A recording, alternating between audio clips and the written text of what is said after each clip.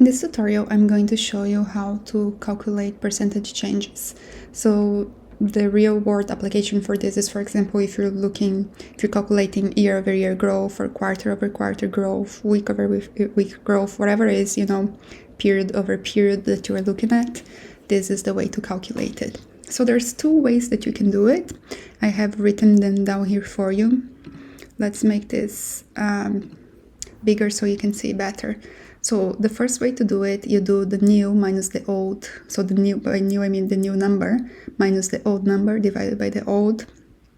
So this is what we have here. We have our reserve funds for 2020 and we have then for 2021. So if we use this formula, we're going to do, and actually I'm going to do it with a small mistake initially so you can see the importance of using these parentheses. So if we do the new, which is the 2021 value, minus the old, and we divide it by the old.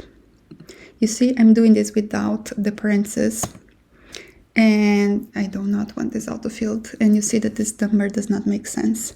The reason is because of the order of operations. The division is happening before the subtraction, and actually, I do need the subtraction to happen before. So by using the parentheses, we are forcing the calculation to happen in this order. First the subtraction, then the division. Now you see already here my result is correct. I'm going to press return. And we've had actually a decrease of minus 33%. We used to have 15,000 in our reserve funds and now we have 10. So that is correct.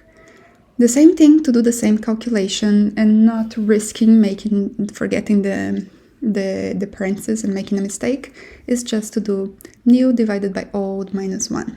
So we're going to do equals the new amount divided by the old amount minus 1.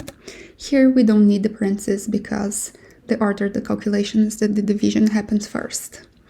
And exactly the same number, so you see you have exactly the same results. I'm going to press return and we have minus 33. You see here we don't have any decimal places, but if I wanted this to be like with 2 decimal places, for example, we can come here and we can increase the decimal places. So you see that the number is actually 33.33. I think it's cleaner without the decimal places, so I'm going to leave it without.